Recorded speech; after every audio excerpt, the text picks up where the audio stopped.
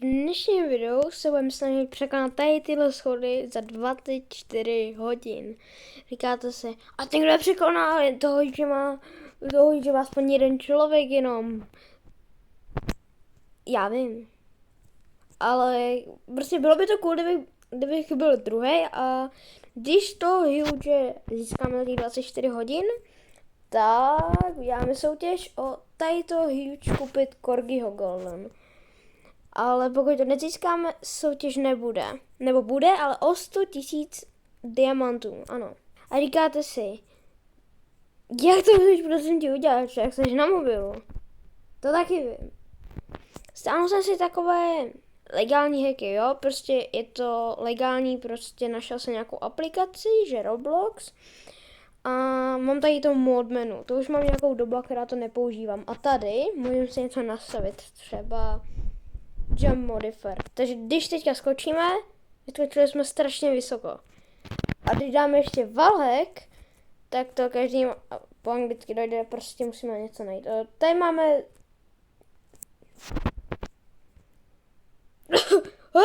ne. Jo. Problém? Co to je? Miniu.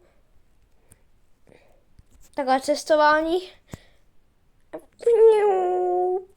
Dobrá. No prostě, když... No tak už jsme tady rovnou. No prostě wallhack spočívá v tom, že můžete přecházet skrz zdi. No říkáte si, no to je skvělý, ale jak chceš dělat, abys prostě takhle skákal? Easy. Ale... Určitě někoho z vás napadlo, ale tebe to lívne, kámo. No to nemáš určitě něco, že? Kdo si to myslel, tak je na milu. Počkej tady. Počkej. Autokliker vždycky pomůže, vidíte? Vezmeme si autokliker, bum. Nastavíme, dáme třeba na 1 sekundu, že to otevře chat. A jump vlastně nepotřebujeme. Tak to by to mohlo udělat, tohle. A tohle může otevírat víckrát, že ukáž?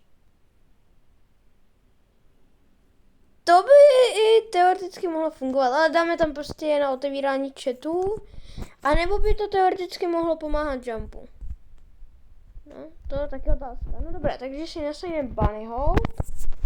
Dáme si tady takhle. 2 si dám tady.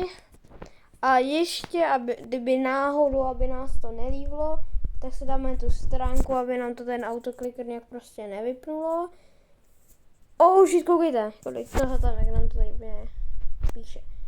Dobré, já nechci být opice. Ne, kde jsme? Kde jsme byli? To je jedno. No já si to nastavím a pak se ozvu, až tam budu. Si nevím, jak se dostat normální cestou prostě tam, kde jsme byli, u těch schodů, tak prostě půjdete a jak umřete, tak dáte rychlo domeček a je takový magic trick, jo, magic, jo, všechno magic, jo. Boom, a jsme tady. Easy. A jdem na to, já si ještě musím nastavit ten wallhack, teda. A jump máme a můžeme jít na to za 3, 2, 1, teď. Tak, tady vám budete mít timelapse a třeba ráno, jak se probudím nebo něco, tak se vám ozvu. Guys. Kamo, viděli jste to, jak... Kamo. Guys, já jsem si myslel, že to byl konec, jak jsme byli tady. What the fuck, co to bylo, guys? Koukejte, hej, to se ani nestíhá, nebo počkejte, možná se FPS-kama, nebo něčím. To se normálně stíhá spavnovat. Kámo, dobré, no tak tady budete mít timelapse.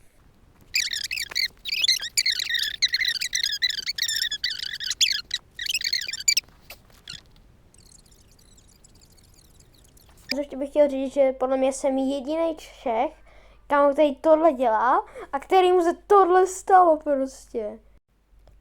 Jestli jsem si prostě jsem byl na spavnu a 20, ne, jakoby než jsem se ráno zbudil, to bylo už 24 hodin, protože jsem se zbudil ve 2, takže vlastně ráno, že jo, a teď to točím ve 3, tak prostě byl jsem na spavnu a prostě asi byl nějaký restart serveru, takže to asi bylo zbytečný. Nevím, no, prostě asi GG, no, ale za 5 lajků si tohle všechno zopakuju znova, že to budu muset jako vít nahoru, chápeme? Takže za 5 lajků, pokud tady bude do 2 dnů 5 lajků, tak si to zopakuju znova. Zatím čau.